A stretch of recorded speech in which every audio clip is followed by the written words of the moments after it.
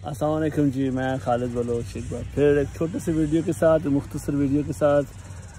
Issues بہت زیادہ ہیں پاکستان میں، تو دیکھتے رہتے ہیں کہ جی دیکھیں کیا ہو رہا ہے۔ مفلسی بھی ہے، غربت بھی ہے، کرپشن بھی ہے، بے ایمانی بھی ہے، چوری بھی ہے، ایمانداری بھی ہے، اچھائی بھی ہے، برائی بھی ہے، لیکن برائی تھوڑی سی زیادہ ہو گئی ہے، تو اسی لیے ویڈیو بنا کے تھوڑی سی بات کرتے ہیں، اپنے دل کی بات کرتے ہیں۔ سینٹ کے جی الیکشن ہو رہے ہیں، آپ دیکھیں ہر پارٹی کو اپنی فکر ہے کہ جی ہمارا بندہ جیت جائے۔ کسی پارٹی کو یہ نہیں ہے کہ یا کوئی ایسے بندے لائے جائیں، کوئی ایسے قابل بندے لائے جائیں پارلیمنٹ میں، سینٹ میں، کہ جی اصلاحات ہو سکیں، بل پاس ہو سکیں اور بہتری آ سکے ملک میں۔ تو میں سجیسٹ کروں گا کہ جی مجھے پتہ ہے بہت مشکل ہے، میں کچھ زیادہ ہی ایکسپیکٹ کر رہا ہوں کہ بھئی جتنے بھی ہمارے ڈاکٹرز ہیں، پی ایچ ڈی ریسرچرز ہیں، میں کہتا ہوں ہر فیلڈ سے اگر ایک ریسرچر کو پکڑ لیا جائے، لائک آئی ٹی کا ایک پی ایچ ڈی ہولڈر، اور ایک ایگریکلچر سے تعلق ہو، کسی کا فائنانس سے تعلق ہو، کسی کا میڈیسن سے ہو،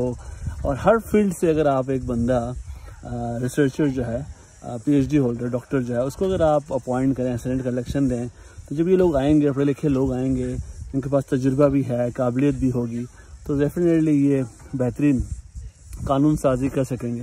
باقی اگر یہ جو پیپلز پارٹی کے ہیں یا مسلم لیگ کے ہیں، ایون آپ کے پی ٹی آئی کے جو سینیٹرز ابھی سلیکٹ کیے گئے ہیں، میں سمجھتا ہوں کہ یہ ڈیفینیٹلی اپنے جیب بھریں گے، ان کو ملک سے کوئی غرض نہیں ہے۔ تو بہت دکھ ہوتا ہے۔ دیکھیں انسان جو اولاد ہوتی ہے نا، وہ ماں باپ کو دیکھتی ہے، تو یہ عوام کس کو دیکھے گی؟ عوام دیکھے گی اپنے حکمرانوں کو۔ حکمران کسٹوڈینز ہوتے ہیں، گارڈینز ہوتے ہیں عوام کے، معاشرے کو بناتے ہیں، اداروں کو اسٹیبلش کرتے ہیں۔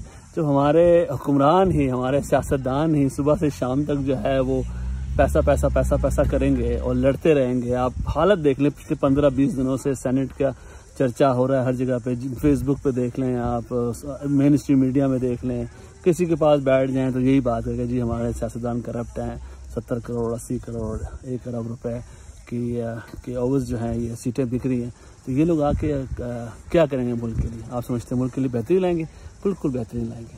تو تجویز وہی ہے کہ پڑھے لکھے لوگوں کو سامنے لے کر آئیں، آئین میں چینجز کریں۔ آئین بھی ہمارا وہی چل رہا ہے جو پچھلے 70-80 سال سے، بھائی وقت کے ساتھ ساتھ آئین میں امینڈمنٹس ہوتی ہیں، چینجز ہوتی ہیں۔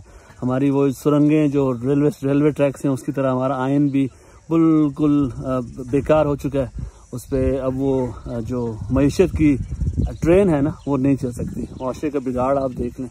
تو اللہ تعالیٰ جو ہے ہمارے لیے آسانیاں کرے، لیکن ہم آسانیاں اللہ تعالیٰ تب کریں گے جب اللہ تعالیٰ سے آسانیاں مانگیں گے اور اس کے لیے اسٹرائیو کریں گے۔